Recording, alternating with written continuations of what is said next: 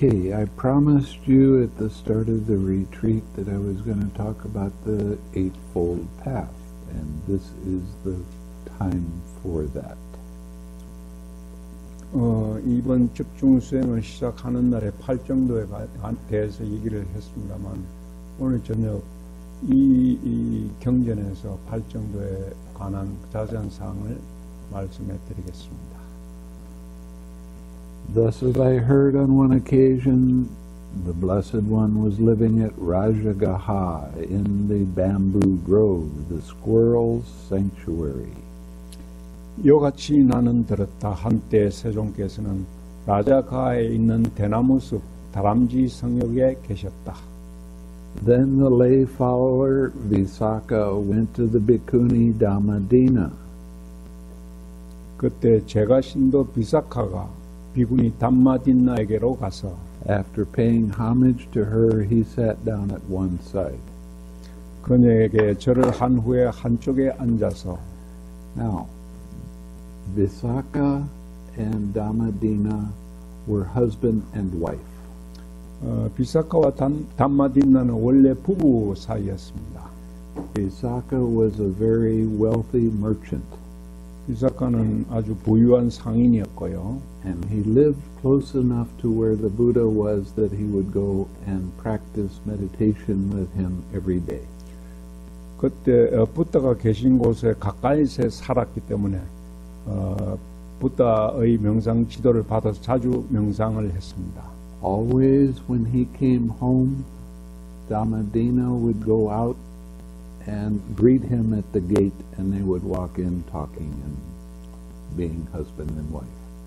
부부 사이였기 때문에 이 비사카가 명상에서 돌아 집으로 들어오면은 담마딘나가 항상 문에 나와서 남편을 맞아 들여가지고 함께 집으로 들어가고 했죠. One day, Visakha came home, and his wife went out to greet him, and he stopped her from touching him. 그때 하루는 이제 비사카가 명상에서 돌아와 집에 왔을 때 담마딘나 부인이 나가서 영접을 해서 남편을 안으려고 손을 대려고 만지려고 했죠. Now, she thought that that was a little strange, but that's okay. Then they went to eat their meal. 그러나 남편이 부인에게 자기 몸에 손을 못 대게 했습니다. 부인은 그걸 좀 이상하게 생각했지만 뭐 그대로 집으로 들어가서 식사를 하기 시작했죠. When it got time to go to sleep, Visakha laid down on the bed.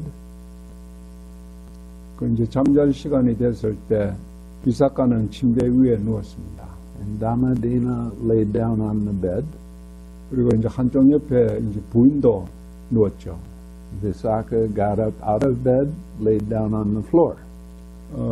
이제 부인이 옆에 누우니까 비사카는 일어나가지고 침대 밑에 방바닥에 들어 누웠습니다. Dhammadina got out of bed, laid down on the floor beside him.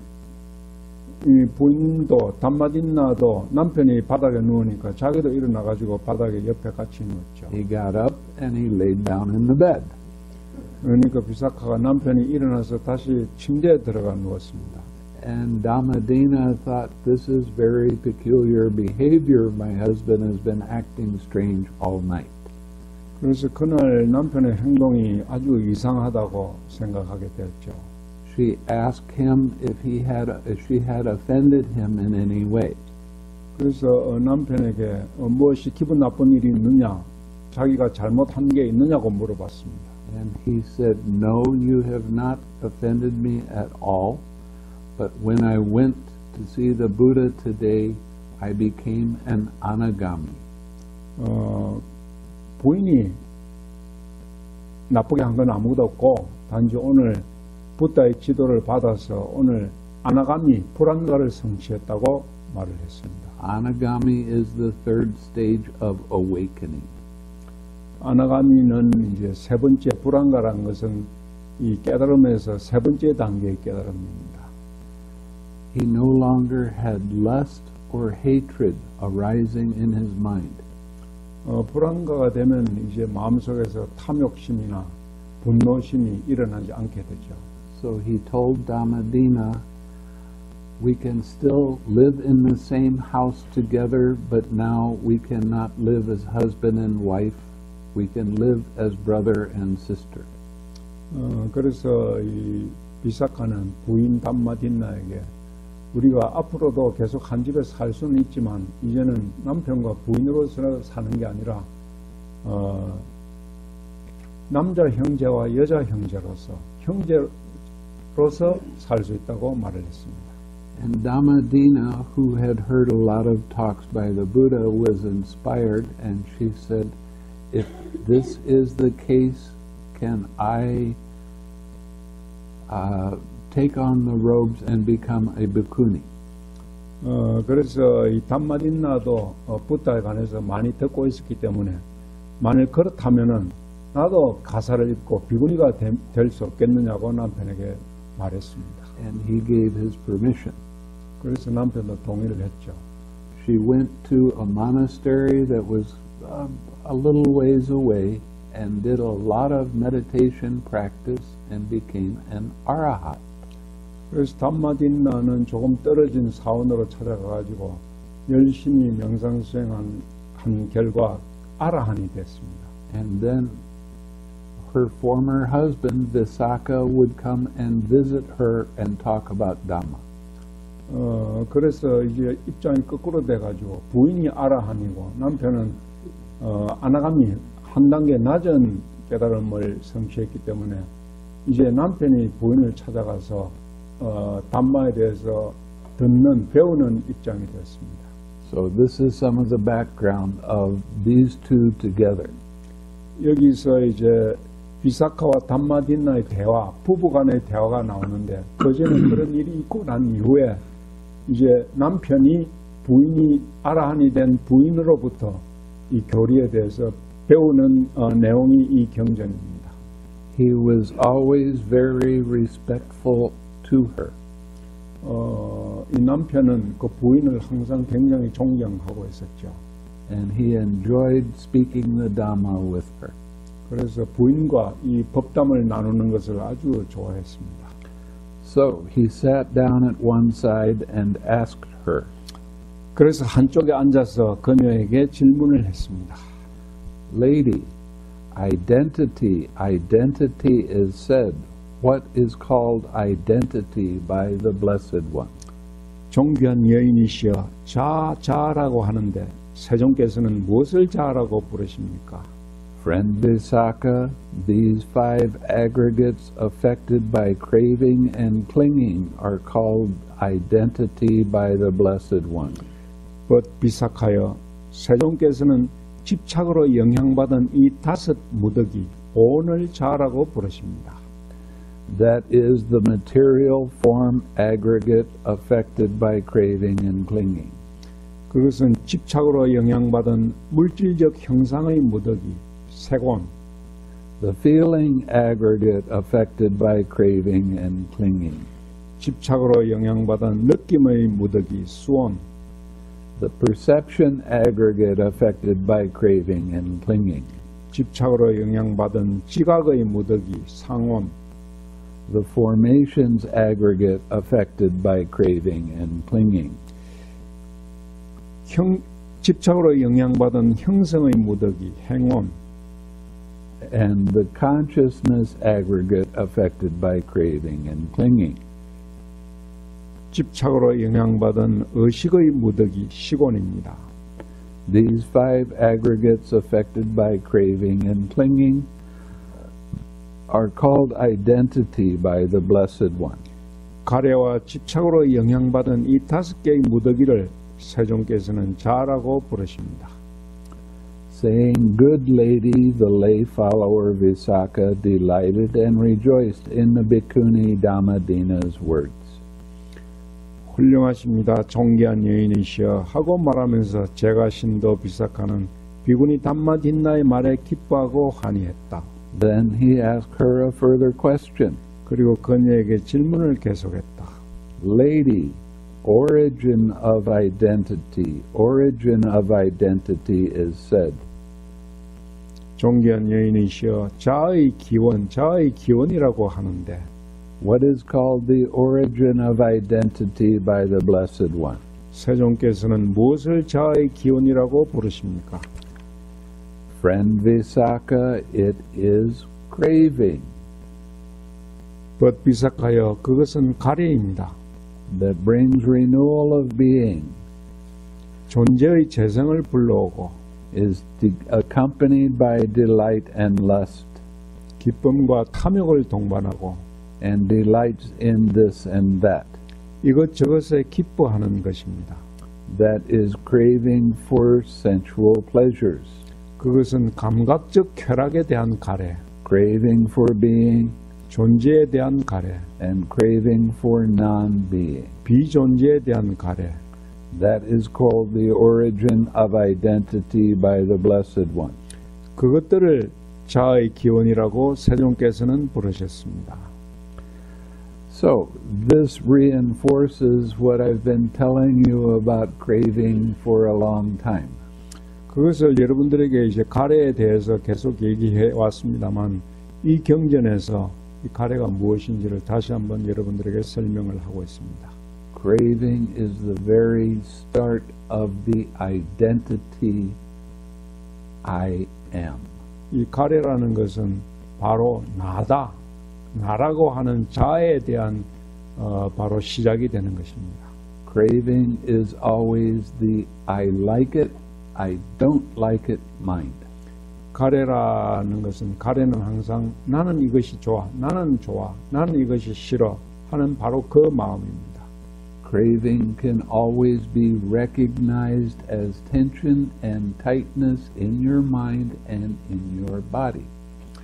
가래는 항상 여러분들의 몸과 마음의 긴장과 경직으로 나타납니다. Lady, cessation of identity. Cessation of identity is said. What is called the cessation of identity by the Blessed One? 존귀한 여인이시여 자아의 소멸이라고 하는데 세종께서는 무엇을 자아의 소멸이라고 부르십니까? Friend Visakha, it is this remainderless fading away and ceasing. 벗비삭하여 그것은 바로 그 가래의 남김없는 사라짐, 소멸, The giving up, relinquishing, letting go, and rejecting of that same craving. 바로 그 가래의 포기함, 버림, 내려놓음, 거부입니다. Wow, guess what?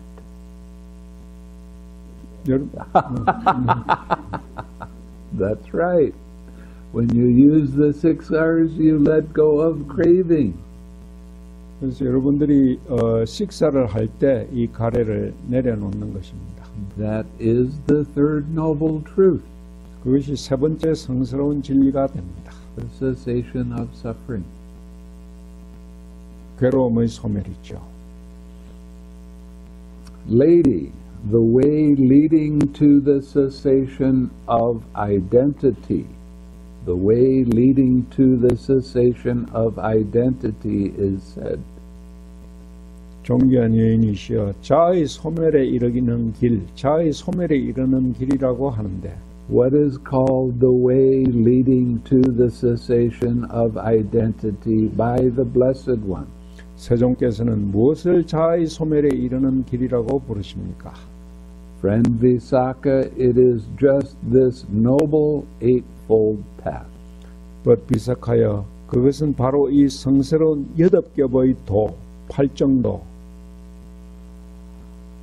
I use different words than Bhikkhu Bodhi does when it comes to the eightfold path. 이 팔정도를 설명할 때 일반적으로 경전에서 사용하는 비구보디 스님이 쓰고 있는 용어와는 다른 용어를 스님은 쓰고 있습니다.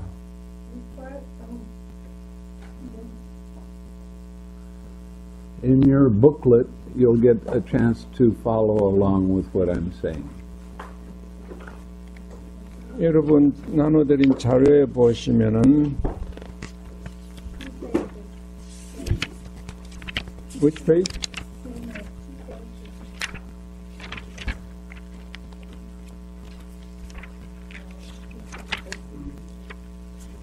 What page is that?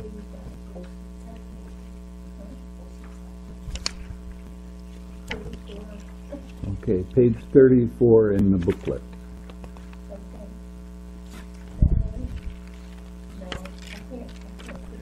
오 52페이지입니다. Sorry, 54. 52페이지부터 팔정도에 관한 설명이 나옵니다. 52페이지, 53페이지, 53페이지, 54페이지에 보면은 이 팔정도의 각 부분에 대한 그 용어가 설명이 나옵니다.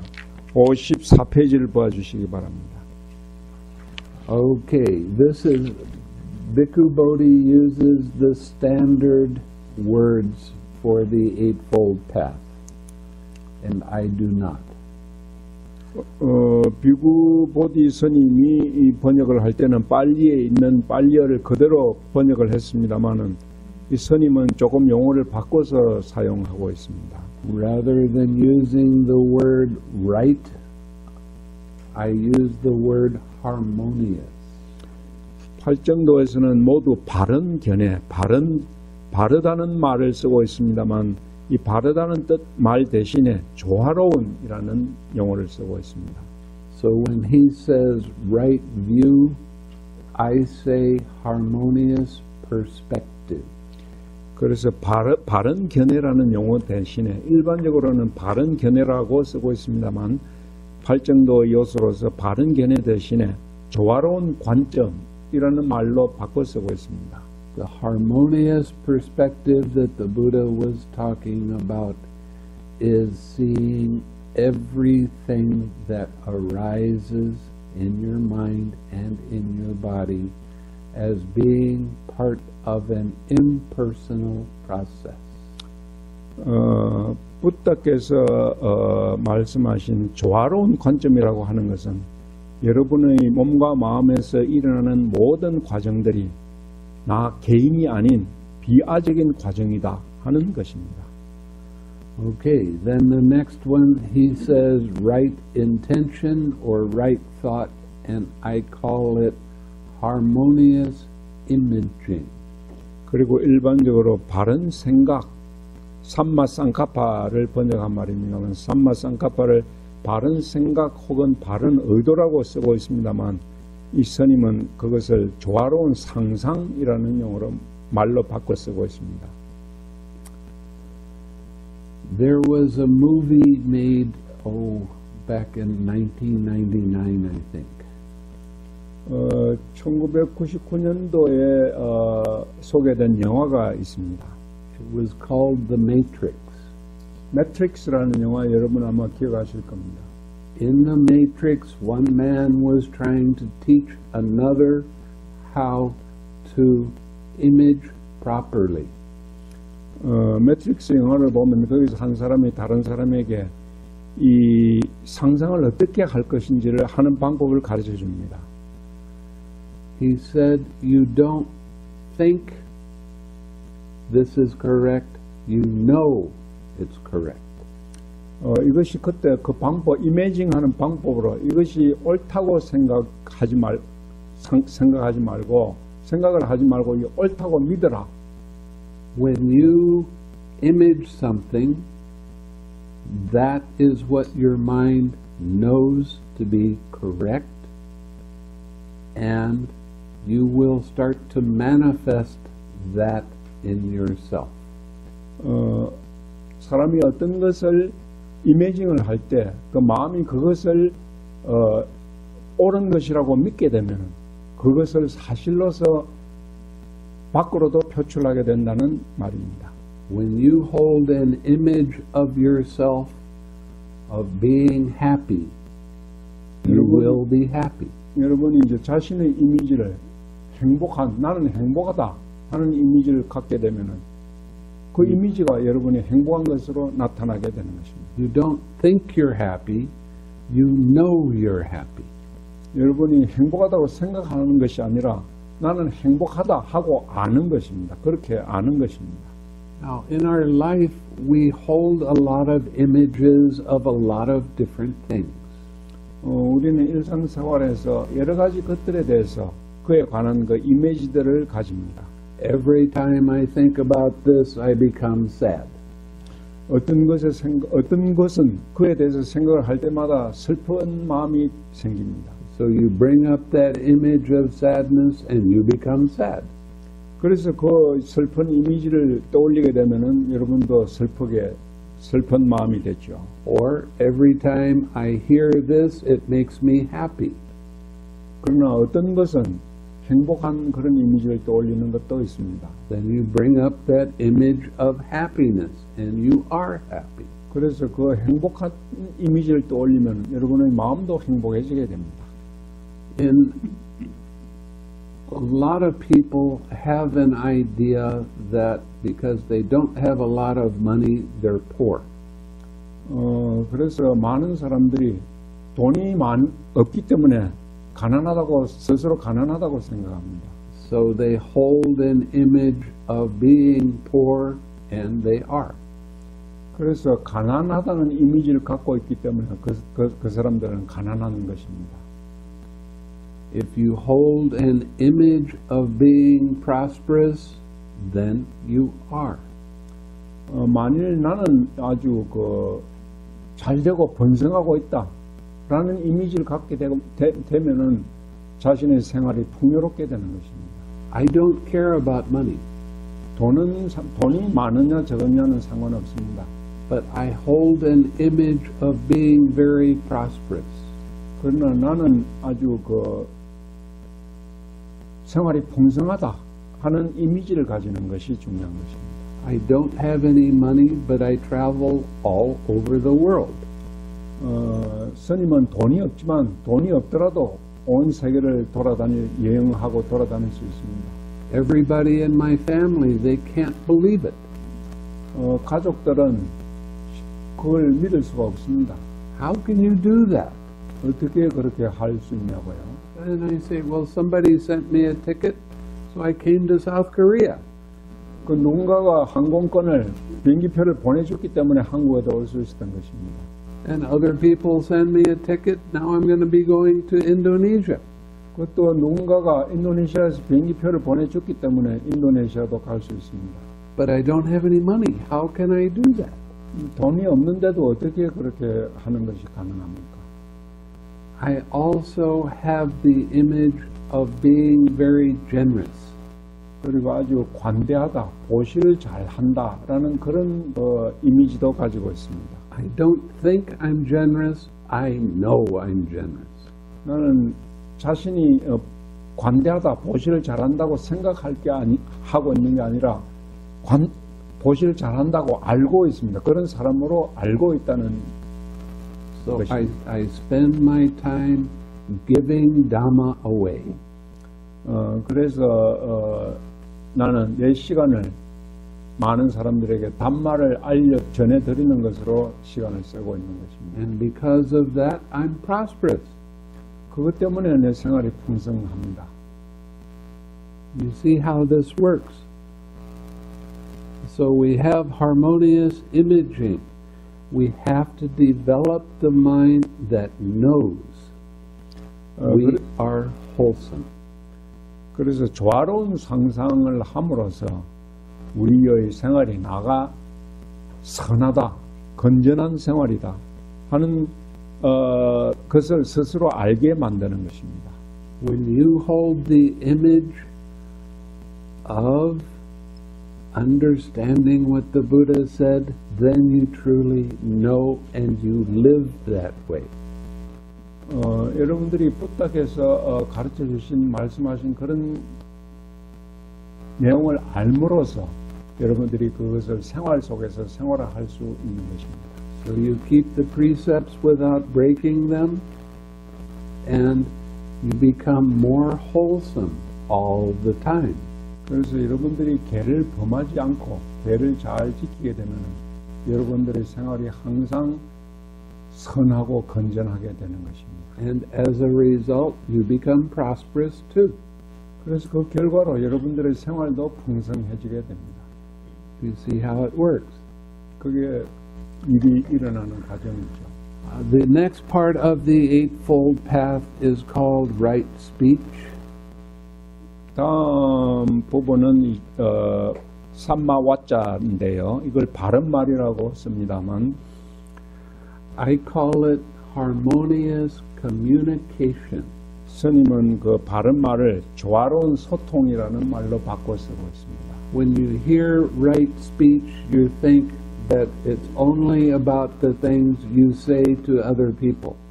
바른 말이라고 하면은 이제 여러분들이 다른 사람에게 전하는 말만을 생각합니다. But right speech also includes the words you use to yourself about yourself. 그러나 바른 말이라고 하면 남에게 전하는 말뿐만 아니라 스스로 자기 자신에게 하는 말도 포함이 되는 것입니다. You do 20 things in a day that's very good. 여러분들이 아주 좋은 선한 일을 20가지 정도 할 수도 있습니다. And you do one thing that your mind says it's not so good that I did that. 그러나 여러분들의 마음이 이것은 별로 좋은 게 아니야 하는 한 가지를 할 수도 있습니다. What do you think about? 어떻게 생각합니까? What do you criticize? 자신을 어떻게 비판하게 됩니까? That one thing. Your mind grabs onto that, said, I shouldn't have done that. I'm no good.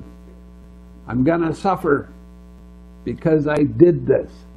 You didn't think about the 20 things that you did that was very good. You think about the one thing that you don't like. 여러분들이 선한 일을 20가지나 많이 했음에도 불구하고 여러분들이 한 가지를 잘못함으로써 그게 마음이 그것을 움켜쥐고 그게 마음이 걸리게 되는 것입니다.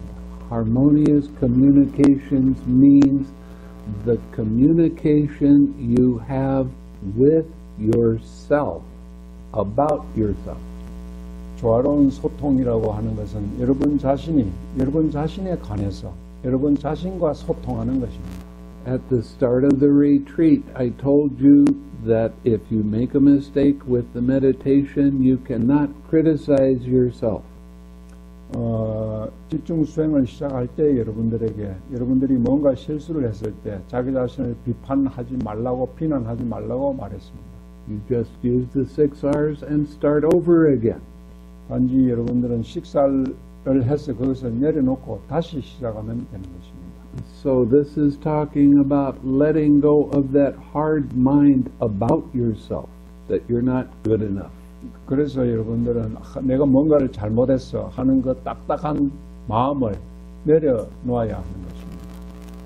When you start looking at your own good qualities and appreciating them, then you start seeing good qualities in other people and you appreciate them for that. 여러분들이 자신이 가지고 있는 그 좋은 점을 알고 그것을 알게 되면은 다른 사람이 가진 좋은 점에 대해서도 그것을 알고 감사할 수 있게 되는 것입니다. You like yourself very much when you're generous. 여러분들이 이 관대하게 보시를 할 때는 여러분 자신을 스스로 And then you start seeing other people being generous and that makes you happy. 스스로에 대해서 만족스럽게 되고 다른 사람이 이 보시하는 것을 보면 또 그걸 통해서 스스로도 또 기분이 좋아집니다. It doesn't matter who they're being generous to. You just see the generosity and that makes you smile. 그래서 보시를 하는 것이 누구든지 간에 남이 하든 내가 하든 보시 그 자체를 보는 것만으로도 마음이 즐거워질 수가 있는 것입니다. So it's good to think about your own good qualities and like yourself for having those qualities. 그래서 자기 자신이 가지고 있는 그 좋은 점을 보고 그 좋은 점을 좋아하고 사랑하는 것이 필요합니다. And then you stop being so hard on yourself if you make a mistake. 그래서 자신이 뭔가를 실수를 했을 때 자기 자신을 비판하는 그런 자기 자신에 대해서 경직하는 일이 없어야 합니다. The next part of the Eightfold Path is called right action. I call it harmonious movement. 다음 부분은 바른 행동이라고 하는데 그것을 스님은 조화로운 움직임이라는 말로 바꿔 쓰고 있습니다. Harmonious movement means the movement that mind has that kind of jerks you around. 조화로운 움직임이란 것은 이 마음이 이리저리 움직이는 것을 말합니다. I want this feeling to arise. 나는 이런 느낌이 일어나는 게 싫어. It doesn't arise. 그건 일어나지 않습니다. Now I have the thought, well, I'm going to try harder and make it arise. 나는 더 열심히 해가지고 이것을 일어나게 만들 거야 하는 생각도 듭니다. It doesn't arise. 그렇게 하면 그건 또 원하는 바라는 것은 일어나지 않죠. Then I criticize myself. I'm not doing it right. I have to try harder. 그래서 그러면 또 자신을 비판하게 되고 내가 열심히 하지 않아서 안 일어나니까 더 열심히 해야 되겠다는 마음도 일어납니다. Harmonious movement means not trying harder but stepping back away from it. 조화로운 움직임이란 것은 그렇게 억지로 뭔가를 이루려고 열심히 하는 게 아니라 한 걸음 물러서서 보는 것입니다. If you want a feeling of loving kindness to arise, you can't make it arise. 자애로운 마음이 일어나게 하려면은 여러분들이 그 마음을 억지로 일어나게 할 수 없습니다. You allow it to arise. 그 자애로운 마음이 스스로 일어나도록 하는 것입니다. In other words, you get out of the way and let that feeling come by itself because you are smiling. 그래서 여러분은 한 걸음 물러서서 미소 지음으로써 그 자의 마음이 스스로 일어날 수 있도록 하는 것입니다. And the more you smile, the more you send that loving kindness out. 그래서 여러분들은 더욱 많이 미소를 지음으로써 여러분들은 그 자애를 더 많이 보낼 수가 있게 됩니다. Okay, so that's harmonious movement. 그것이 조화로운 움직임입니다. Harmonious. The next one is right livelihood. 다음은 바른 생계입니다. Now this has always been kind of funny to me 이건 좀 재미있는 부분입니다. because the definition in the suttas about right livelihood is you don't sell weapons, you don't sell poison, you don't take slaves.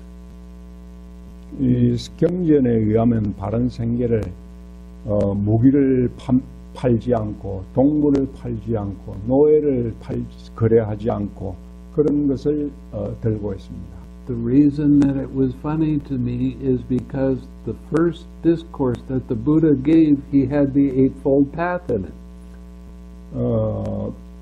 그게 좀 내용이 우습다고 생각하는 것은 이 팔정도는 부다께서 처음 설법하신 초전법륜의 팔정도가 들어있습니다. He was talking to 5 ascetics that were very pure. They didn't have anything to do with weapons or poison or taking slaves.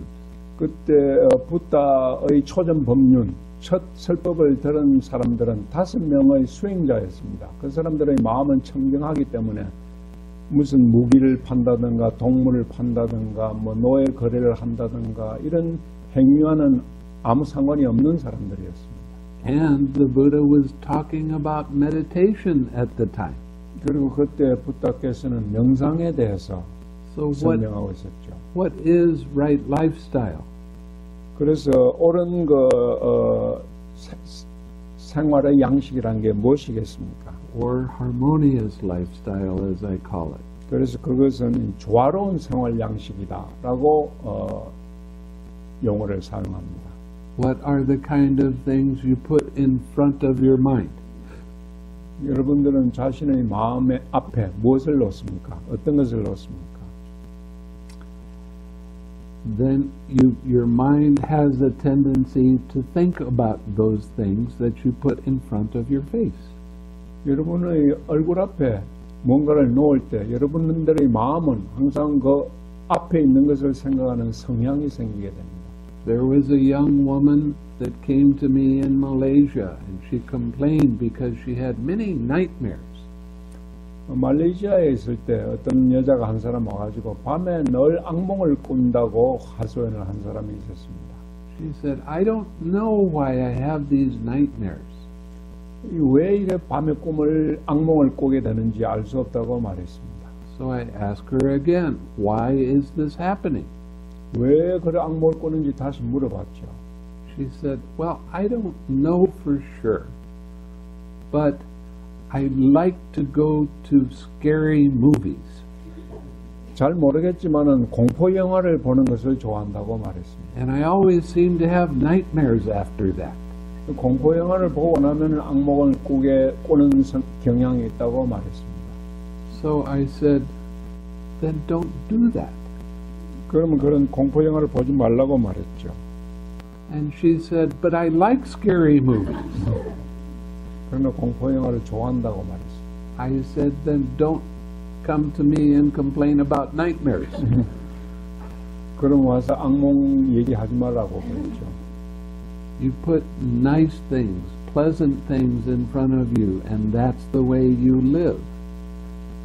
그래서 여러분들은 항상 자신의 앞에 좋은 것, 즐거운 것을 염두에 두어야 하는 것입니다.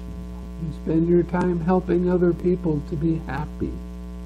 여러분들은 다른 사람이 행복할 수 있도록 도우면서 삽니다. You say things that make them smile. 그 사람들이 미소 지을 수 있는 말을 합니다. That's right livelihood. 그것이 바른 생계죠. Okay? The next part of the Eightfold Path, they call it right effort. 다음은 바른 노력이라고 합니다. And this is very much misunderstood in most meditation centers. 이 바른 노력이라는 것을 여러 명상센터에서는 잘못 이해하는 경향이 있습니다.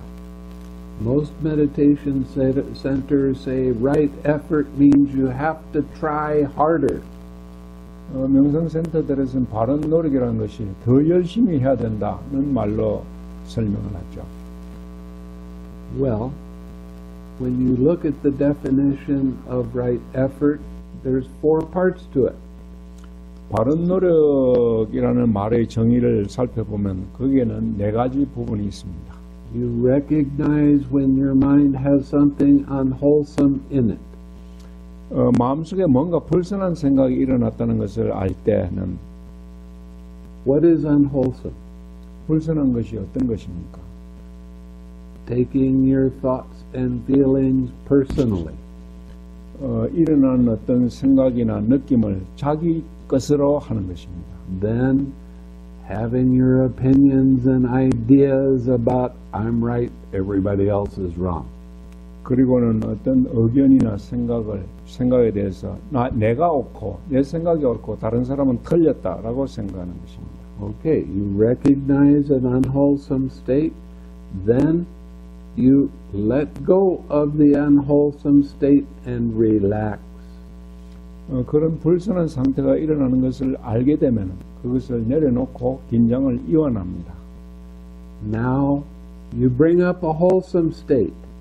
그리고는 이제 선한 건전한 상태를 불러옵니다. What's a wholesome state? 선하고 건전한 상태라는 것은 어떤 것입니까?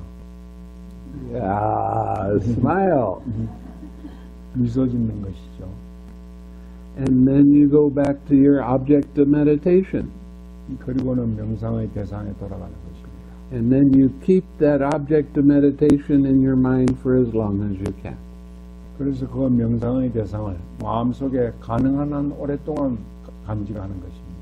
One of the biggest problems I have with people that have practiced meditation with other people is to get them to stop trying so hard. 명상을 지도하면서 어려움을 겪는 것은 이 명상을 배우는 사람들이 너무 과도한 노력을 하지 않도록 The harder you try, the more hindrances there are that arise. 너무 열심히 하려고 할수록 너무 노력을 많이 하면 그만큼 또 장애가 더 많이 일어나게 됩니다. And the more you make yourself suffer. 그래서 고통이 더 많이 일어나죠.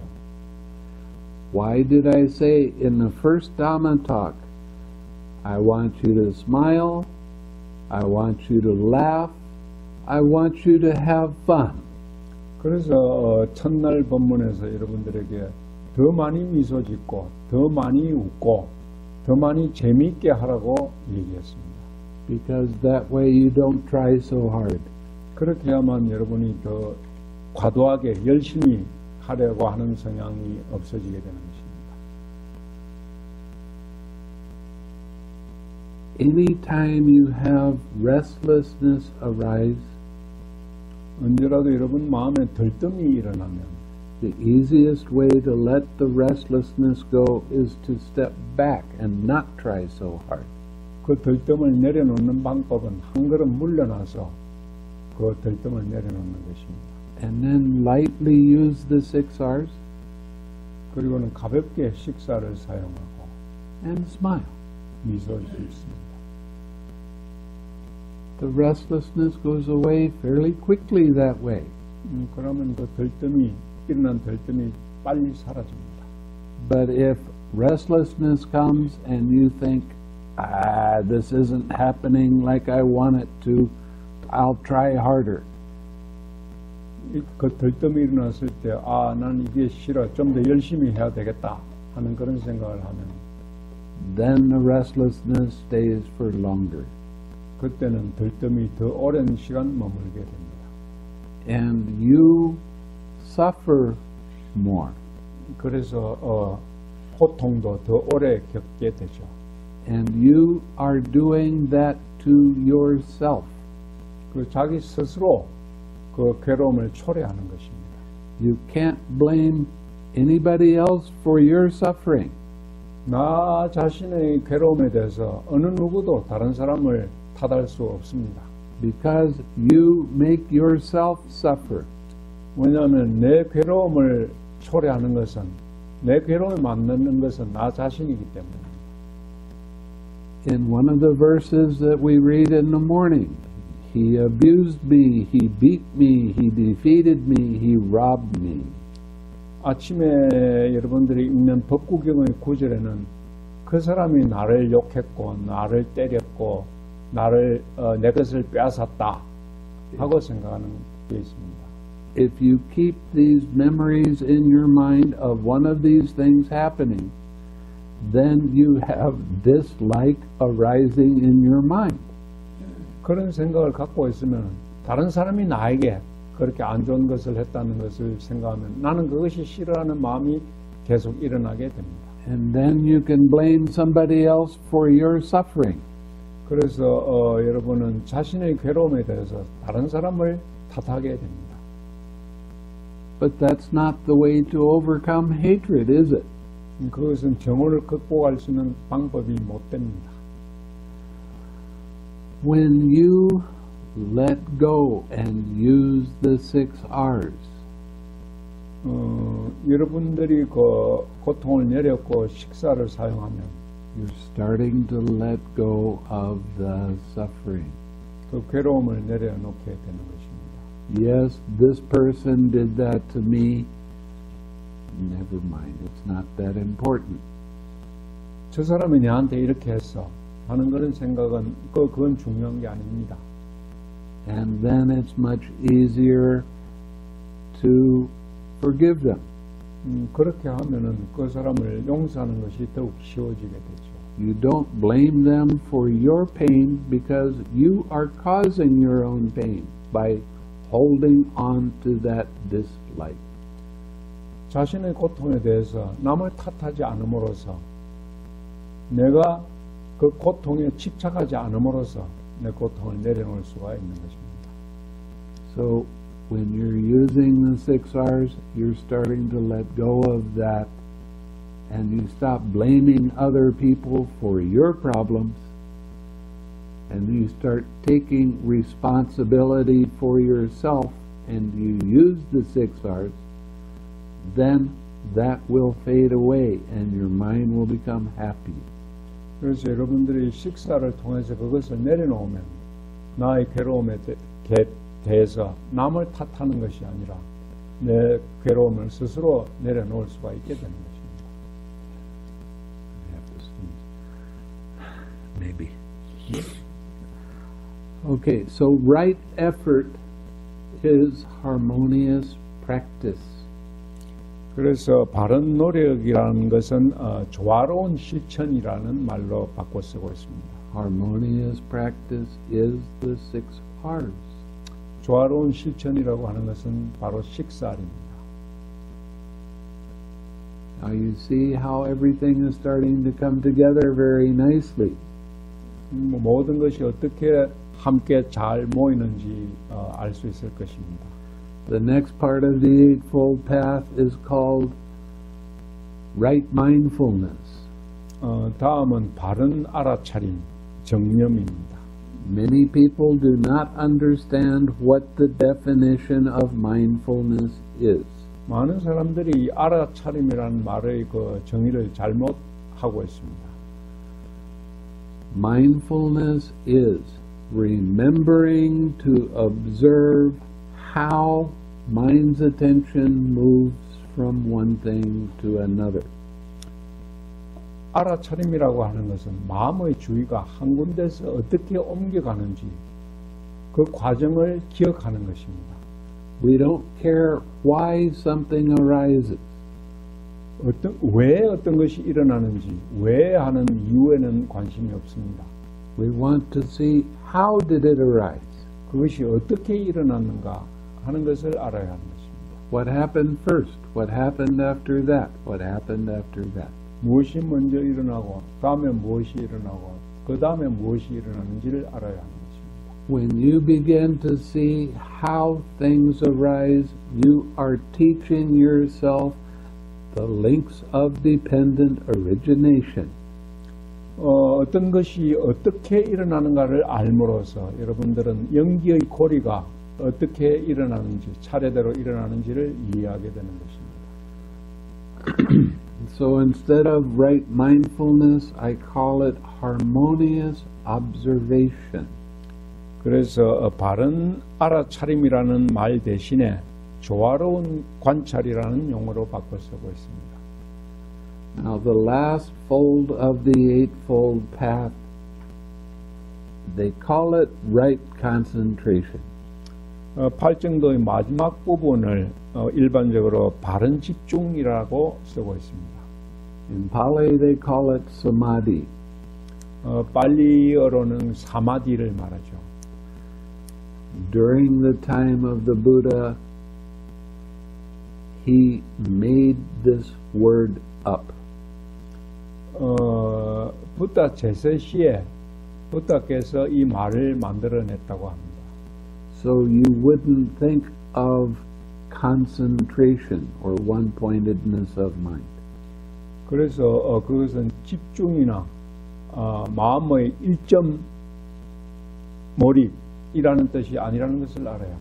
He was describing another kind of collected mind. 그때 부다께서는 다른 하나의 어떤 분산되지 흩어지지 않은 마음, 모인 마음을 말하고 있었던 것입니다. The definition of collected is a mind that is composed, 그 모인 마음, collected mind라고 하는 것은 마음이 아주 차분하고 a mind that is very still 아주 고요한 마음입니다. and calm. 고요하고. Okay? Now, this definition as compared to concentration is different. 금방 설명해 드린 그 정의는 집중이라는 말과는 다릅니다. When you think of concentration, you think of having your mind glued to something. 집중이라고 하면은 여러분들이 마음이 뭐에 하나에 마치 접착제로 붙여놓듯이 거기에 붙는 것을 연상합니다. You just keep your mind on one thing. 한 군데만 마음을 붙여놓는 것이죠. That's not what the Buddha taught. 부다께서 말씀하신 뜻이 아닙니다. But there are an awful lot of monks these days that are teaching that kind of concentration. 그래서 오늘날 이 많은 스님들이 이 그런 집중을 가르치고 있는 사람들이 있습니다. With one-pointed concentration, you have what is called a nimitta arising. 1점 집중을 하게 되면 이제 니미따라고 부르는 그 표상이라는 것이 일어나게 됩니다. A nimitta is, it's like a white light in your mind. 니미따라고 부르는 표상은 보통 마음에 하나의 그 빛으로서 일어납니다. It's very shiny, like a full moon. 아주 뭐 보름달처럼 그런 빛나는 빛으로 나타나죠. So they tell you as soon as the nimitta arises, you put your attention on that. 그래서 마음에 이제 니미따 표상이 일어나면은 그 표상에 집중하라고 가르칩니다. And when you get good at doing that, no hindrances will arise in your mind. 그렇게 이제 표상에 집중하는데 익숙하게 되면은 이제는 그 장애가 일어나지 않게 됩니다. The force of the concentration stops the hindrances. 집중의 힘이, 그 집중력이 장애가 일어나는 것을 막아주기 때문입니다. But the problem with this is 그러나 문제는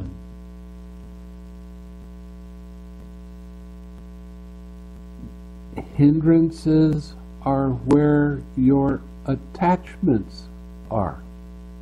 장애라고 하는 것은 여러분의 집착이 어디에 있는지를 알려주는 것입니다. How can you let them go if you don't see them? 여러분들이 그것을 보지 못한다면 어떻게 그것을 내려놓을 수 있겠습니까? You remember the second Dhamma talk I gave? I talked a lot about how hindrances are your friend. 두 번째 법문 시간에 이 장애라는 것이 어떻게 여러분의 친구가 될 수 있는지를 설명해 드렸습니다. Whenever they come up, they're showing you where your attachment is. 그 장애가 일어날 때마다 그 장애는 여러분들의 그 집착이 어디에 있는지를 알려줍니다. What is your attachment? 여러분의 집착이 무엇입니까? I am that. 내가 그것이라는 생각입니다. I am that thought. I am that opinion. I am that feeling. 내가 그 생각이고 그 의견이 나이고 그 느낌이 내 것이라는 생각입니다.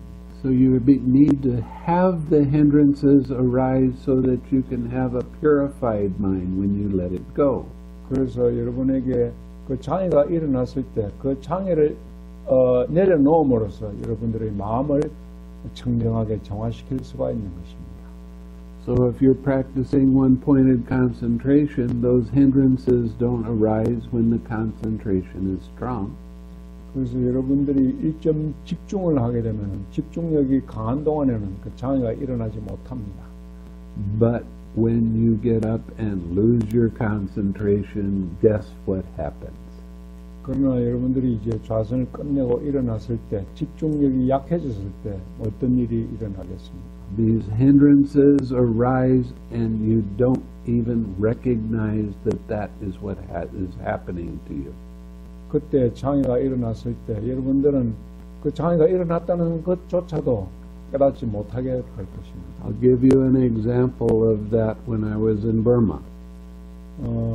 미얀마에 있을 때 겪은 일을 하나 말씀드리겠습니다. I saw a monk become very angry at another monk. 그때 한 스님이 다른 스님에 대해서 아주 화가 대단히 많이 났습니다. He raised his voice and he was scolding him very hard. 아주 큰 소리로 아주 심하게 꾸짖고 있었죠. I went away and I did my meditation. 스님은 이제 다른 데로 가서 명상을 했다고 합니다. The monk that was doing the scolding, his kuti, I had to go into it to get something. 그 화를 낸 스님의 꿀띠에 뭔가를 가지러 가야만 했습니다. He was sitting in meditation in his kuti, loving kindness, very strong. 그때 그 스님의 꿀띠에 갔을 때 그 스님은 자애를 아주 강하게 명상하고 있습니다. I left. A few hours later, I saw this monk again with that other monk scolding him and giving him his anger. 그 몇 시간 후에 또 그 스님은 다른 스님에게 또 화를 내고 있는 것을 봤습니다. What is the point of his loving kindness?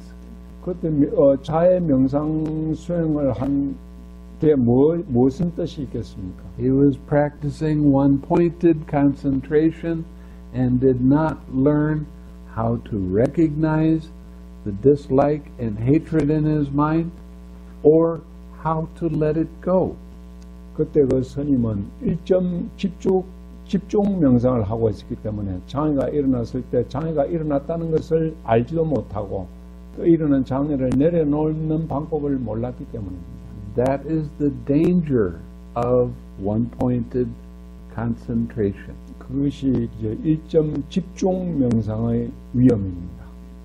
When you practice collected mind, 그래서 여러분들이 이 모인 마음, 차분한 마음 수행을 하면 you get to see these hindrances arise in your practice. 그 수행 중에 이런 장애가 일어나는 것을 여러분들이 알 수 있게 됩니다. But you're smart. You know how to use the 6 R's. 그러나 여러분들은 이미 이제 식사를 해서 그 장애를 내려놓을 수 있게 되었습니다. So you let go of the hindrance. 그래서 장애를 내려놓을 수 있는 것입니다. And eventually that hindrance fades away. 그래서 차차 그 장애는 이제 없어지게 되죠. But the real lesson is that when hindrances arise in your daily life, you will be able to recognize them and use the 6 R's and let them go. 또 중요한 것은 여러분들이 일상생활을 하는 중에 일상생활의 과정에서 그런 장애가 일어났을 때 여러분은 그 장애가 일어났다는 것을 알고 그 장애를 내려놓을 수가 있게 되는 것입니다. So you carry the meditation with you all the time when you're practicing the 6 R's. 그래서 여러분들이 식사를 함으로써 이 명상을 여러분들 일상생활로 항상 지닐 수가 있게 됩니다. And you are letting go of craving. 그래서 여러분은 가래를 내려놓게 되고 And that leads to a happy mind. 그것이 여러분들의 마음을 행복하게 만들어줍니다. And that leads to a happy life. 그것이 여러분들의 생활을 행복한 생활로 만들죠. When you smile, 여러분이 웃을 때 you are practicing the entire Eightfold Path. 여러분들은 팔정도 전체를 실천하는 것이 되는 것입니다.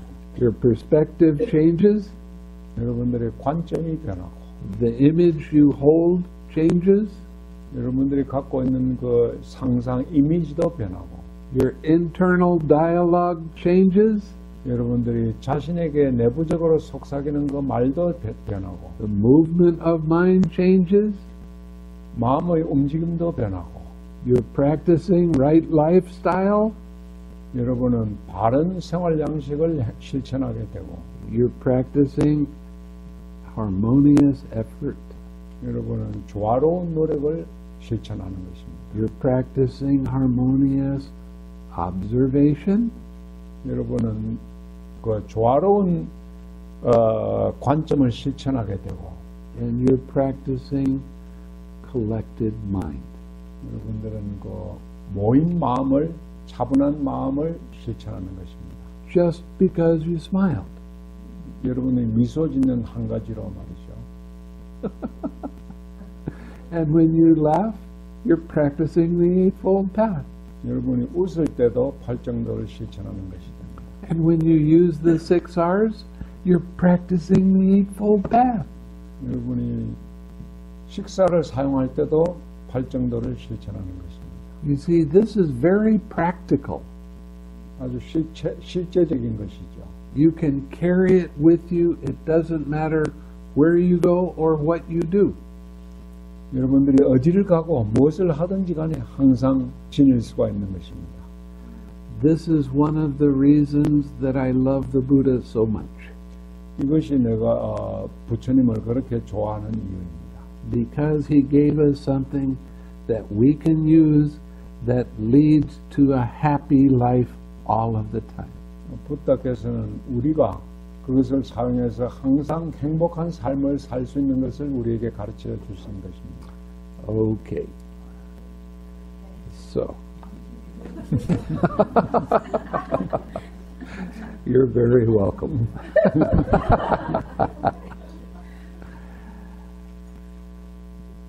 Okay. Lady, is that craving and clinging the same craving and the same as the 5 aggregates affected by craving and clinging? Or is the craving and clinging apart from the 5 aggregates affected by craving and clinging? 존귀한 여인이시여, 그 집착도 가래와 집착으로 영향받은 5 무더기와의 집착과 같은 것입니까? 아니면 이 가래와 집착은 5차원의 집착, 가래와 집착과는 다른 어떤 것입니까? Friend Visakha, that craving and clinging is neither the same as these 5 aggregates affected by craving and clinging. 비삭하여 그 가래와 집착은 이 가래와 집착으로 영향받은 이 5 무더기들과 같은 것도 아니고, nor is craving and clinging something apart from the 5 aggregates affected by craving and clinging. 가래와 집착으로 영향받은 5 무더기와 다른 것도 아닙니다. It is the desire and lust in regard to the 5 aggregates affected by craving and clinging that is the clinging here. 거기에 있는 가래와 집착은 가래와 집착으로 영향받은 5 무더기와 관련된 욕망과 탐욕입니다. One of the things that it seems to happen a lot in this particular book is it talks about lust. 이 경전에서 자주 이야기하고 있는 것 중에 하나는 이 욕망입니다. But it doesn't talk about hatred. 그러나 정오에 대해서는 말이 없습니다. Lust and hatred, same coin, different sides. 욕망과 정오라는 것은 동전의 양면과 같습니다. Because craving is the same coin, different sides. I like it, I don't like it. 가래라는 것도 내가 좋아, 내가 싫어 하는 동전의 양면과도 같은 것입니다. Okay, identity view. 다음 유신견입니다. Lady, how does identity view come to be? 존귀한 여인이여, 유신견은 어떻게 생기게 됩니까? Here, friend Visakha, an untaught ordinary person who has no regard for noble ones. 비삭하여 여기에 성인들에 대한 존경심이 없어서 and is unskilled and undisciplined in their Dhamma. 그들의 담마에 미숙하고 규율이 잡히지 않고 who has no regard for true men 참 사람에 대한 존경심이 없어서 and is unskilled and undisciplined in their Dhamma. 그들의 담마에 미숙하고 규율이 잡히지 않은 regards material form as self. 그러한 범부들은 물질적인 형상을 자신으로 or self as possessed of material form. 혹은 자신이 물질적인 형상을 소유하고 있는 것으로 or material form as in self. 혹은 물질적인 형상이 자신 안에 있다거나 or as self in material form. 혹은 자신이 물질적인 형상 안에 있는 것으로 간주합니다. This is how identity view comes into being, by taking these different aggregates personally. 이것이 이 여러 가지 무더기들을 자기의 것으로 가짐으로써 유신견이 일어나게 되는 것입니다. This material form is myself. 이 물질적인 형상이 나 자신이다. Myself is material form. 나 자신이 이 물질적인 형상이다. And it does the same thing with feeling, with perception, with formations, and with consciousness. 그것은 느낌과 지각과 형성과 의식에 대해서도 마찬가지입니다. That is how identity comes to be. 그것이 유신견이 생겨나게 되는 원인인 것입니다. In other words, every time you take something to be yours personally, you are caught by this identity view, and that leads to suffering. 여러분이 어떤 것을 자기로 동일시하고 자기 것으로 취함에 따라서 유신견이 생겨나고 거기에서 괴로움이 생겨나는 것입니다. Lady, how does identity view not come to be? 존귀한 여인이여 어떻게 하면 유신견이 생기지 않게 됩니까?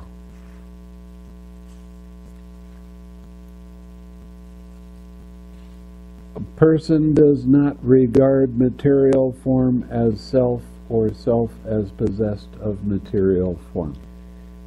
그 사람은 물질적인 형상을 자신으로 혹은 자신이 물질적인 형상을 소유하고 있는 것으로 In other words, we see things very clearly when we see the impersonal nature of everything.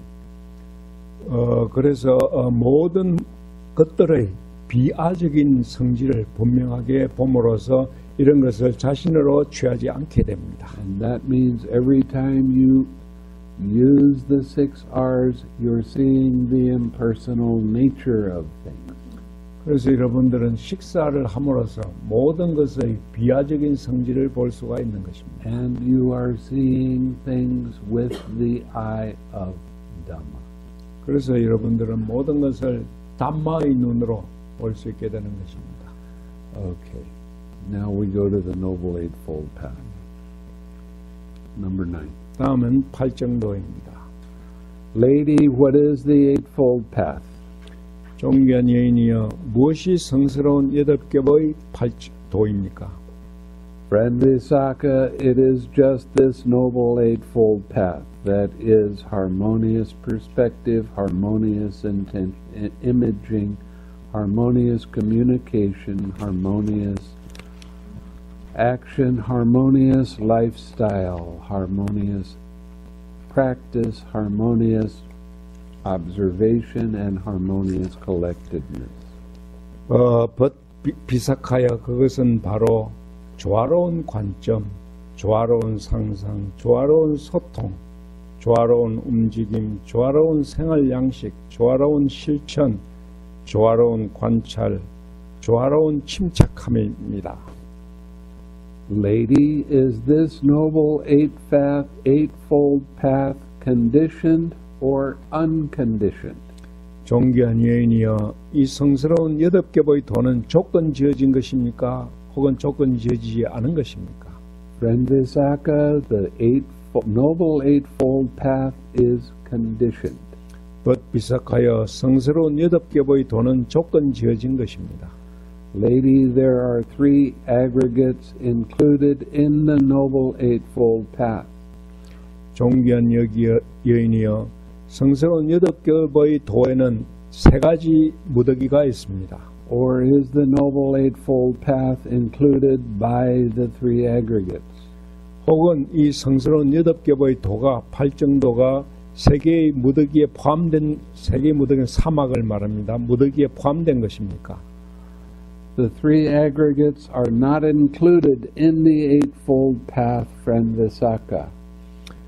비사카여 이 3개의 무더기 사막은 성스러운 8겹의 도에 포함된 것이 아니라 But the Noble Eightfold Path is included by the 3 aggregates. 성스러운 8겹의 도가 사막에 포함된 것입니다. Harmonious communication, harmonious movement, and harmonious lifestyle. These are included in the aggregate of virtue. 조화로운 관점, 조화로운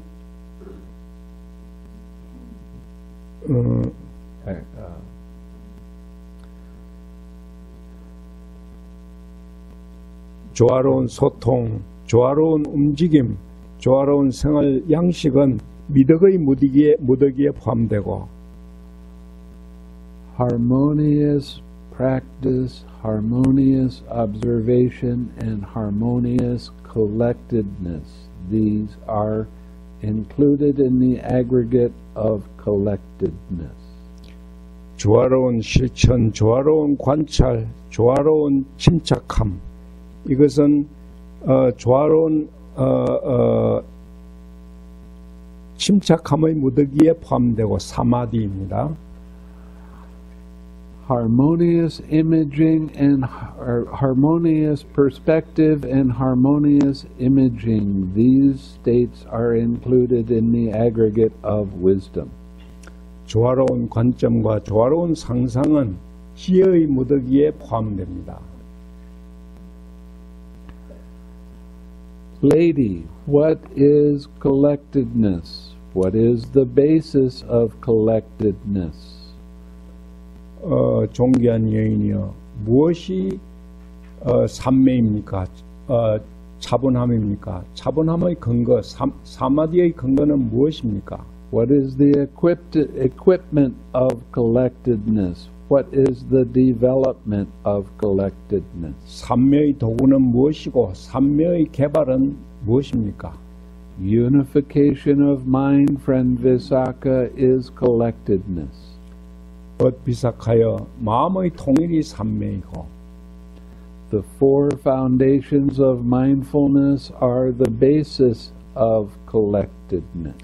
네 가지 마음 챙김의 토대가 삼매의 근거이고 The four kinds of right effort are the equipment of collectedness.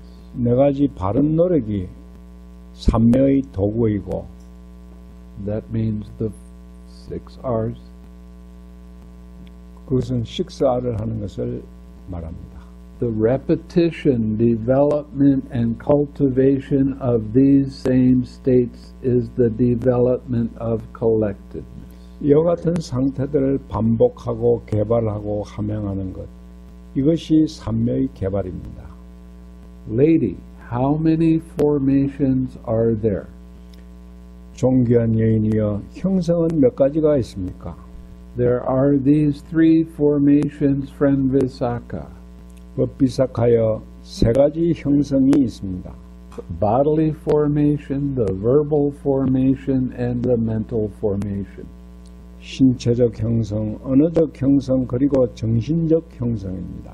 But lady, what is the bodily formation? What is the verbal formation? What is the mental formation? 그런데 존귀한 여인이여, 신체적 형성은 무엇이고 언어적 형성은 무엇이고 정신적 형성은 무엇입니까? In-breathing and out-breathing and the 6 R's, friend, are the bodily formation. 비삭하여 들이쉬는 호흡과 내쉬는 호흡, 6R이 신체적 형성이고 Thinking and examining are the verbal formation. 일어나는 생각과 조사하는 생각이 언어적 형성이고 Perception, feeling, and consciousness are the mental formation. 시각과 느낌이 정신적 형성입니다. But lady, why are in-breathing, out-breathing, and the 6 R's bodily formation? 그러나 존귀한 여인이여, 왜 들이쉬는 호흡과 내쉬는 호흡, 6R이 신체적 형성이고 Why are thinking and examining the verbal formation? 왜 생각과 조사하는 생각이 언어적 형성이고 Why are perception, feeling, and consciousness the mental formation? 왜 지각과 느낌과 의식이 정신적 형성입니까? Friend Visakha, in-breathing and out-breathing and the 6 R's are bodily. 비삭하여 들이쉬는 호흡과 내쉬는 호흡, 6R은 신체적인 것이고 These states are bound up with the body. 이것은 몸과 연결된 상태이며 You remember when I'm talking about letting go of the craving and how you have to relax the body in your mind. 여러분들은 가래를 내려놓는 것이 여러분들의 머릿속에 일어난 긴장과 경직을 내려놓는 것이라는 것을 기억할 것입니다. That is why in-breathing, out-breathing, and the 6 R's are the bodily formation. 그렇기 때문에 들이쉬는 호흡과 내쉬는 호흡, 6R이 신체적인 형성인 것입니다. First one thinks and then examines thought. 사람은 먼저 생각을 일으키고 그 생각을 조사하고 And subsequently one breaks out into speech. 그 결과로 말이 되어 나옵니다. That is why thinking and examining thought are verbal formations. 그것이 일으킨 생각과 조사하는 생각이 언어적 형성이 되는 이유입니다. Perception, feeling, and consciousness are mental. 지각과 느낌과 의식은 정신적인데 These states are bound up with mind. 이것들은 마음과 연결된 상태들입니다. That is why perception, feeling, and consciousness are mental formation. 그것이 지각과 느낌과 의식이 정신적 형성이 되는 이유입니다. Lady, how does the attainment of the cessation of perception, feeling, and consciousness come to be? 존귀한 여인이여, 지각과 느낌과 의식의 소멸의 성취는 어떻게 이루어집니까? Friend Visakha, when a monk is attaining the cessation of perception, feeling, and consciousness, 비사카여, 한 비구가 지각과 느낌과 의식의 소멸을 성취할 때 it does not occur to him, I shall attain the cessation of perception, feeling, and consciousness. 그에게는 내가 지각과 느낌과 의식의 소멸을 성취할 것이다 라거나 Or I am attaining the cessation of perception, feeling, and consciousness. 혹은 내가 지각과 느낌과 의식의 소멸을 성취하고 있다 라거나 Or I have attained the cessation of perception, feeling, and consciousness. 내가 지각과 느낌과 의식의 소멸을 성취했다 라는 생각이 일어나지 않습니다. But rather his mind has previously been developed in such a way that it leads him to that state. 오히려 그의 마음은 그전부터 개발되어 온 닦아온 방식에 따라서 그를 그러한 상태로 이끄는 것입니다. Now, this is what I'm teaching you right now. 여러분들이 가르쳐드리는 방식입니다. How to attain this. 어떻게 이걸 성취합니까? Lady, when a monk is attaining the cessation of perception, feeling, and consciousness, 존귀한 여인이여, 한 비구가 지각과 느낌과 의식의 소멸을 성취할 때 which states cease first in him? 어떤 상태가 그에게 먼저 소멸됩니까? The bodily formation, the verbal formation, or the mental formation? 신체적 형성입니까? 언어적 형성입니까? 혹은 정신적 형성입니까? Friend Visakha, when a monk is attaining the cessation of perception, feeling, and consciousness, 비삭하여 한 비구가 지각과 느낌과 의식의 소멸을 성취할 때 first the verbal formation ceases, 먼저 언어적 형성이 소멸하고 then the bodily formation, 다음에 신체적 형성이 소멸, then the mental formation.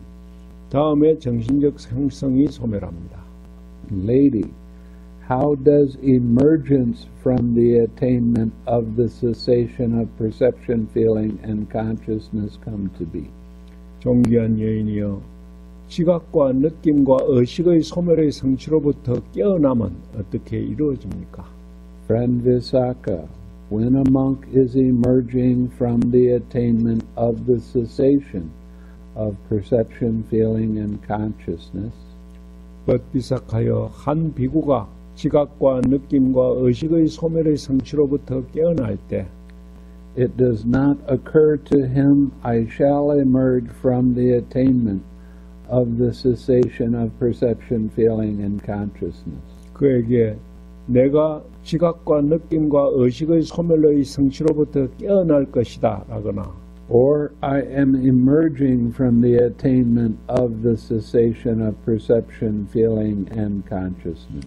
혹은 나는 지각과 느낌과 의식의 소멸의 성취로부터 깨어나고 있다라거나 Or I have emerged from the attainment of the cessation of perception, feeling, and consciousness.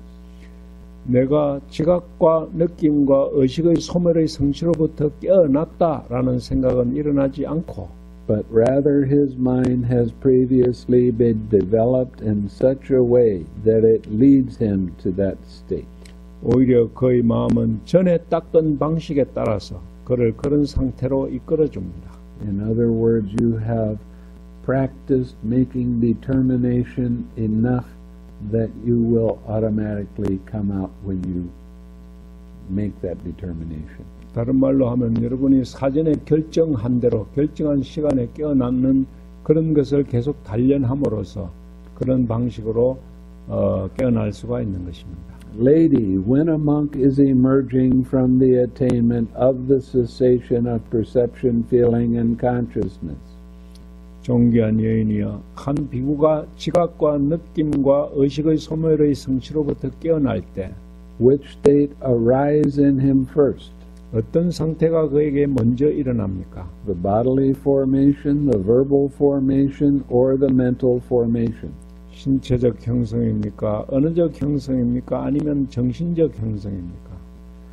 When a monk is emerging from the attainment of the cessation of perception, feeling, and consciousness, 벗비삭하여 한 비구가 지각과 느낌과 의식의 소멸의 성취로부터 깨어날 때 first the mental formation arises, 먼저 정신적 형성이 일어나고 then the bodily formation, 다음에 신체적 형성, then the verbal formation. 그 다음에 언어적 형성이 일어납니다.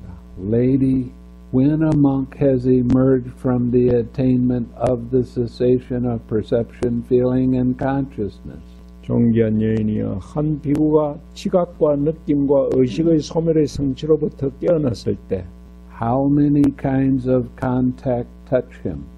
몇 가지 종류의 접촉이 그에게 닿습니까?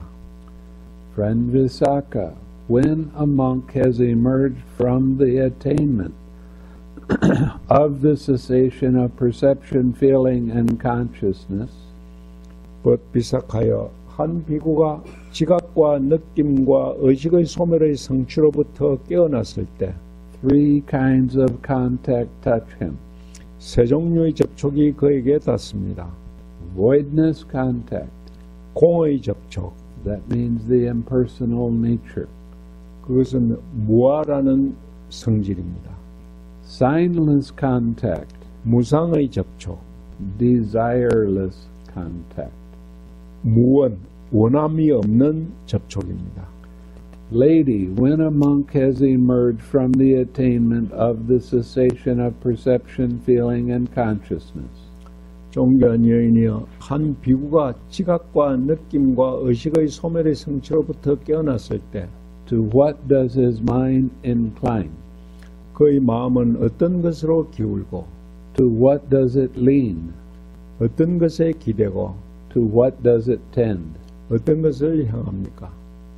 Friend Visakha, when a monk has emerged from the attainment of the cessation of perception, feeling, and consciousness, 벗비삭하여 한 비구가 지각과 느낌과 의식의 소멸의 성취로부터 깨어났을 때 his mind inclines to seclusion, 그의 마음은 멀리 떠남으로 기울고 leads to seclusion, 멀리 떠남에 기대고 tends to seclusion. 멀리 떠남을 향합니다.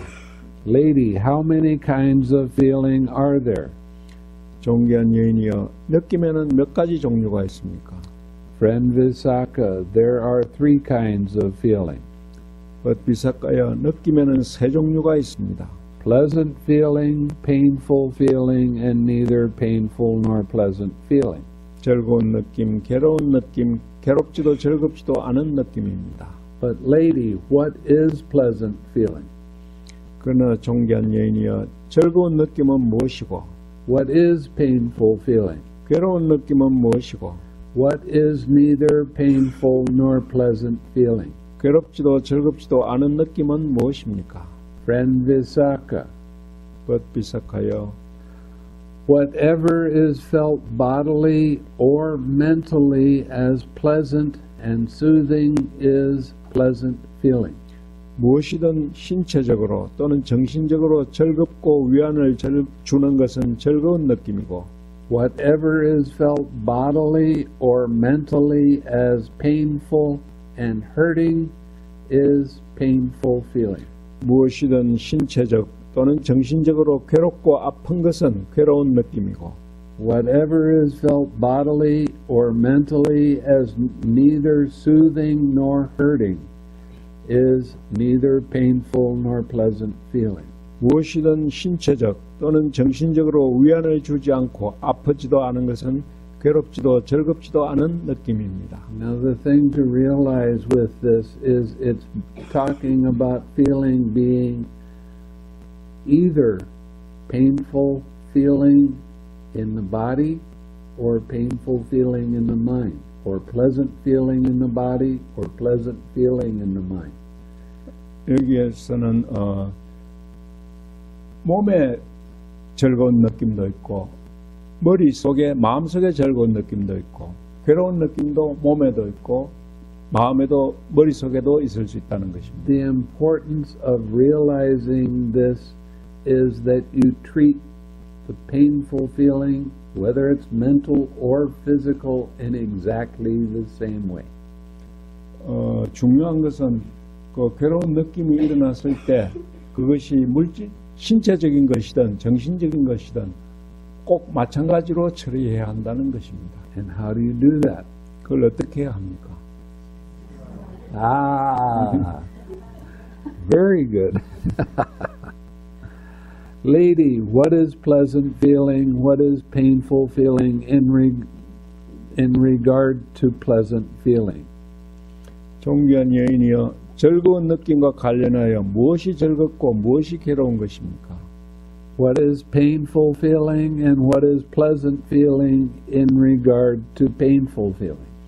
괴로운 느낌과 관련해서는 무엇이 괴롭고 무엇이 즐거운 것이며 What is pleasant and what is painful in regard to neither painful nor pleasant feeling? 괴롭지도 즐겁지도 않은 느낌과 관련해서는 또 무엇이 즐겁고 무엇이 괴로운 것입니까? Friend Visakha, pleasant feeling is pleasant when it persists and painful when it changes. 벗비삭하여 즐거운 느낌은 그 느낌이 지속될 때 즐겁고 그 느낌이 변하면 괴로운 것입니다. Painful feeling is painful when it persists and pleasant when it changes. 괴로운 느낌은 그 느낌이 지속될 때 괴롭고 그 느낌이 변하면 즐거운 것이며 Neither painful nor pleasant feeling is pleasant when there is knowledge of it. 괴롭지도 즐겁지도 않은 느낌은 그것에 대한 지혜가 있을 때 즐겁고 And painful when there is no knowledge of it. 그것에 대한 지혜가 없으면 괴로운 것입니다. In other words, it's talking about when you are mindful that there is neither painful nor pleasant feeling, it's pleasant. When you're not mindful of that, your mind just kind of ignores it. It can turn into a painful feeling very easily. 여러분들 이것은 무슨 말이냐면 알아차림이 있을 때 그것이 즐거운 느낌인지 괴로운 느낌인지 알 수 있지만 알아차림이 없으면 그 느낌이 괴로운 것으로 변할 수도 있다는 것입니다. Lady, what underlying tendency underlies pleasant feeling? 존귀한 여인이여, 어떤 잠재적인 성향이 즐거운 느낌의 바탕이 됩니까? What underlying tendency underlies painful feeling? 어떤 잠재적인 성향이 괴로운 느낌의 바탕이 되고 What underlying tendency underlies neither painful nor pleasant feeling? 어떤 잠재적인 성향이 괴롭지도 즐겁지도 않은 느낌의 바탕이 됩니까? Friend Visakha, 법비삭하여 the underlying tendency to lust underlies pleasant feeling. 욕망을 향한 잠재적인 성향이 즐거운 느낌의 바탕이 되고 The underlying tendency to aversion underlies painful feeling.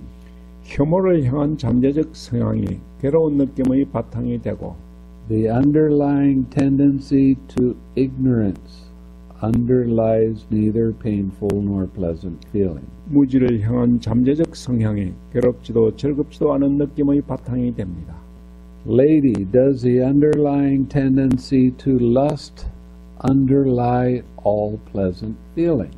존귀한 여인이여, 욕망을 향한 잠재적인 성향이 모든 즐거운 느낌의 바탕이 되고 Does underlying tendency to aversion underlie all painful feeling? 혐오를 향한 잠재적 성향이 모든 괴로운 느낌의 바탕이 되고 Does underlying tendency to ignorance underlie all neither painful nor pleasant feeling? 무지를 향한 잠재적 성향이 모든 괴롭지도 즐겁지도 않은 느낌의 바탕이 됩니까? Friend Visakha, the underlying tendency to lust does not underlie all pleasant feeling. 법비삭하여 욕망을 향한 잠재적인 성향이 모든 즐거운 느낌의 바탕은 아니고 The underlying tendency to aversion does not underlie all painful feeling. 혐오를 향한 잠재적 성향이 모든 괴로운 느낌의 바탕이 되는 것도 아니며 The underlying tendency to ignorance does not underlie all painful nor pleasant feeling. 무지를 향한 잠재적 성향이 모든 괴롭지도 즐겁지도 않은 느낌의 바탕인 것도 아닙니다. Lady, what should be abandoned in regard to pleasant feeling? 존귀한 여인이여, 즐거운 느낌과 관련해서는 무엇을 버려야 하고 What should be abandoned in regard to painful feeling? 괴로운 느낌과 관련해서는 무엇을 버려야 하며 What should be abandoned in regard to neither painful nor pleasant feeling? 괴롭지도 즐겁지도 않은 느낌과 관련해서는 무엇을 버려야 합니까? Friend Visakha, the underlying tendency to lust should be abandoned in regard to pleasant feeling. 법비삭하여 즐거운 느낌과 관련해서는 욕망을 향한 잠재적 성향을 버려야 하고 The underlying tendency to aversion should be abandoned in regard to painful feeling. 괴로운 느낌과 관련해서는 혐오를 향한 잠재적 성향을 버려야 하며 The underlying tendency to ignorance should be abandoned in regard to neither painful nor pleasant feeling. 괴롭지도 즐겁지도 않은 느낌과 관련해서는 무지를 향한 잠재적 성향을 버려야 합니다. Lady, does the underlying tendency to lust have to be abandoned in regard to all pleasant feeling?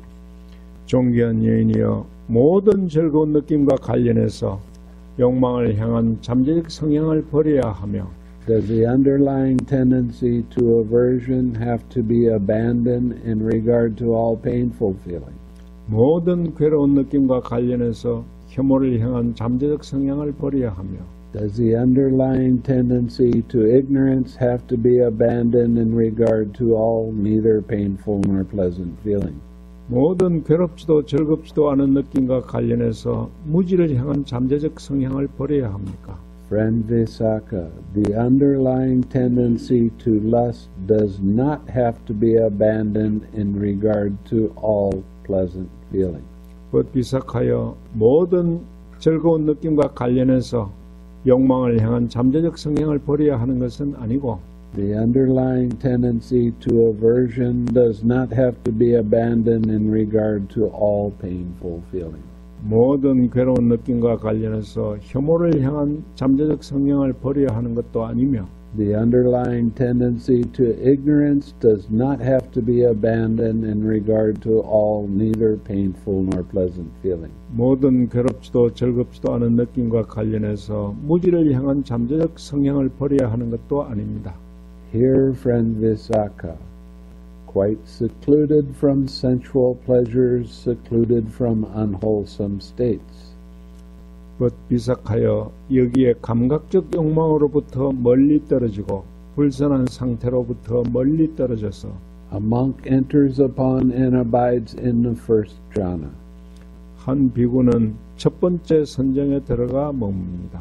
which is accompanied by thinking and examining thought, 그 선정은 일으킨 생각과 조사하는 생각을 동반하고 with joy and happiness born of seclusion, 멀리 떨어지면서 생긴 기쁨과 즐거움이 함께하고 with that he abandons lust, and the underlying tendency to lust does not underlie that.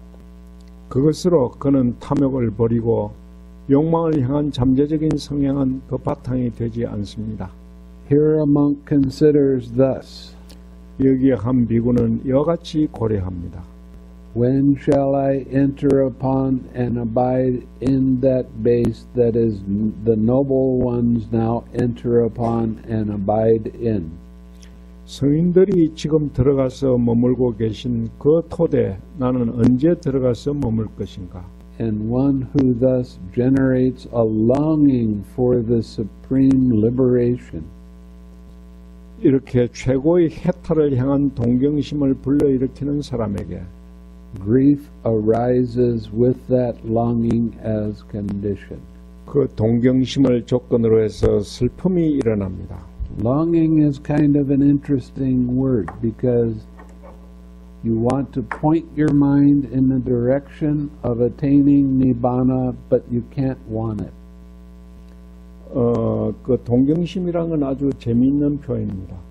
그 열반을 향해서 마음을 향할 수는 있지만 그것을 원할 수는 없는 것입니다. If you want the attainment of nibbana, who wants it?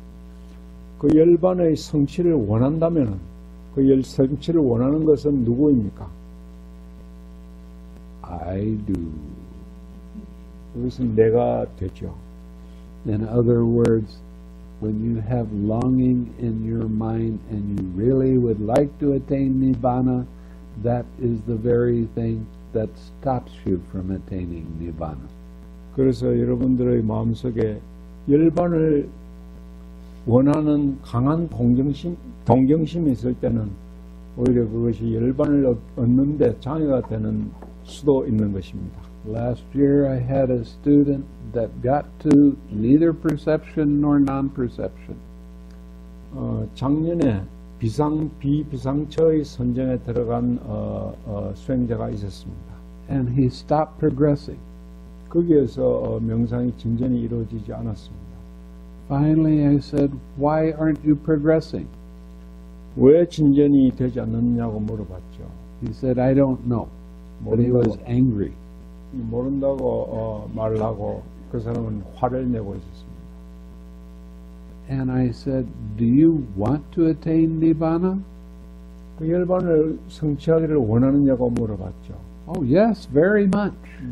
아주 원한다고 대답했습니다. What are you doing in your meditation? 명상하면서 무엇을 합니까? I'm waiting. 나는 기다리고 있습니다. Who's waiting? 기다리는 게 누구죠? Who wants it to happen? 일어나기를 바라는 게 누굽니까? I told him he had to let go of that. 그것을 내려놓아야 한다고 말해줬죠. Then he came back later and he said, I no longer wait. 그래서 다음에 돌아와서는 이제는 더 이상 기다리지 않는다고 말했습니다. Then he started progressing again. 그리고는 이제 다시 그 명상의 진전이 이루어지기 시작했습니다. So longing can be, I really want it. I really, really would like to get nibbana so I don't have to suffer anymore. But those kind of longing thoughts stop nibbana from occurring. 그래서 그런 동경심은 그 열반을 원하는 강하게 원하는 그런 동경심은 열반을 성취하는데 오히려 장애가 될 수 있는 것입니다. You have to develop the mind of, I wonder what's going to happen next.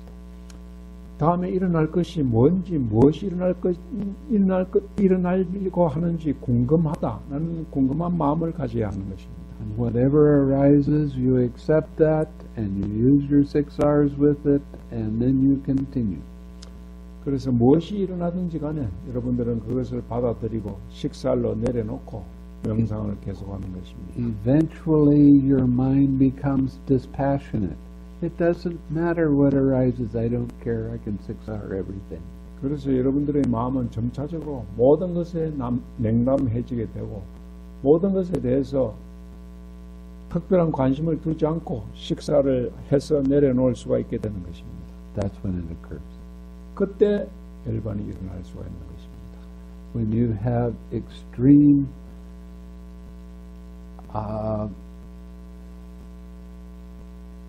equanimity, it just doesn't matter what it is. It's okay. 여러분이 강한 그 평정심을 가지고 있을 때는 그것이 어떤 것이든 좋습니다. That's what dispassion is. 그것이 이제 디스패션이라는 냉담한, 뭐에 집착하지 않고 뭐를 원하지 않는, 이래도 좋아 저래도 좋아 하는 마음이 되는 것입니다.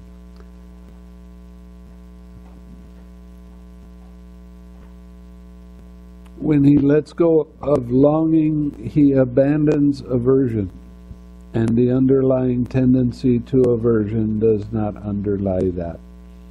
그것으로 그는 혐오감을 버리고 혐오를 향한 잠재적인 성향은 그 바탕이 되지 않습니다.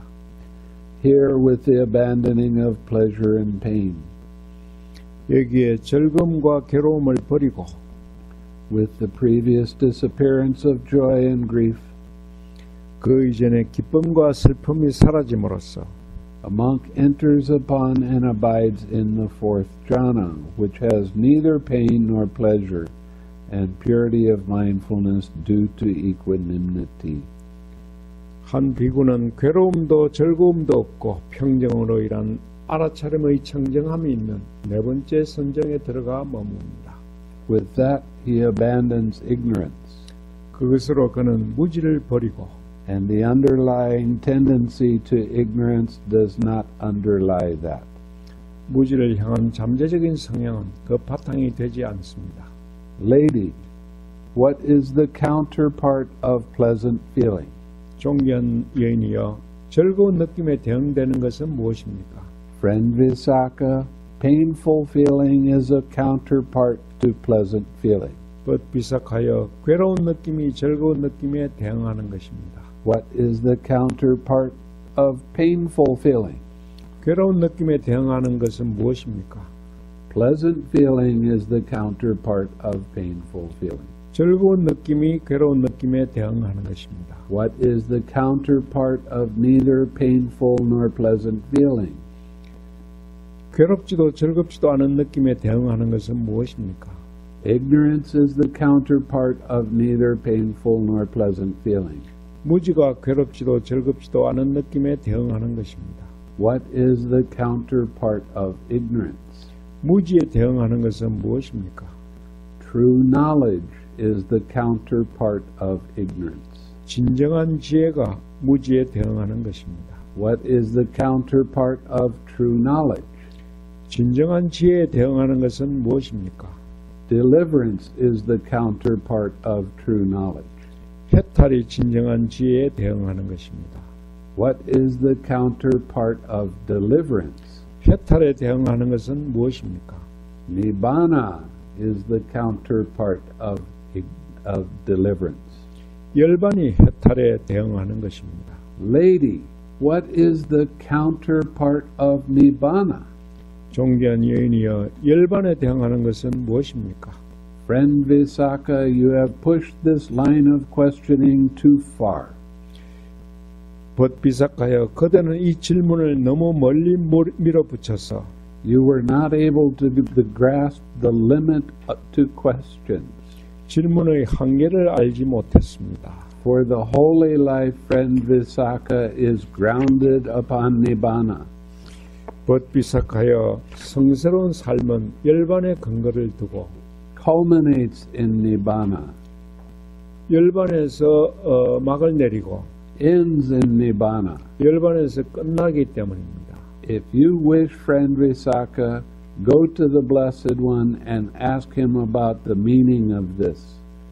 비삭하여 그대가 원한다면 세종께 가서 이 의미에 대해 여쭈어 보십시오.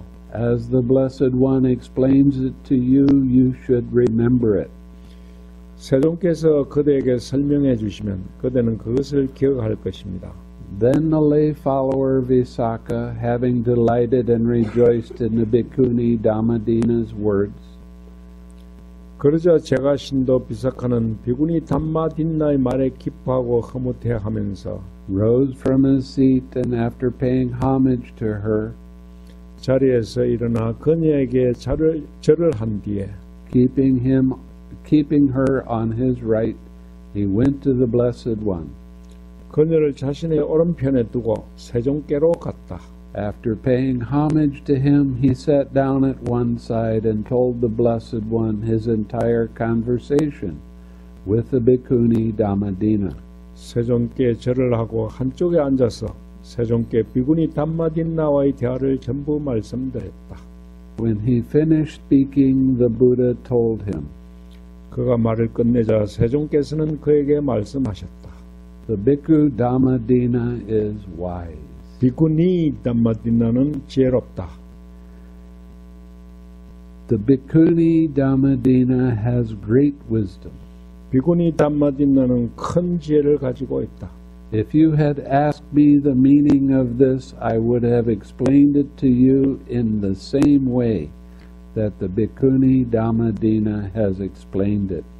그대가 나에게 그 의미를 물었더라도 나도 비구니 담마딘나가 설명한 것과 똑같은 방식으로 그대에게 설명했을 것이다. Such is its meaning, and you should remember it. 그것이 그 의미이니 그대는 그것을 잘 기억해야 할 것이다. That is what the Blessed One said. The lay follower Visakha was delighted and satisfied in the Blessed One's words. 세종께서는 그렇게 말씀하셨다. 제가 신도 비삭하는 세존의 말씀에 만족하고 환희하였다. So now all of you have heard about the Eightfold Path, and now you can understand how to use it. 그래서 여러분들은 이제 팔정도에 관한 설명을 들었고 이제 여러분들은 그것을 어떻게 이용할 것인지 알게 되었습니다. Please use it often. 자주 이용하시기 바랍니다. Okay?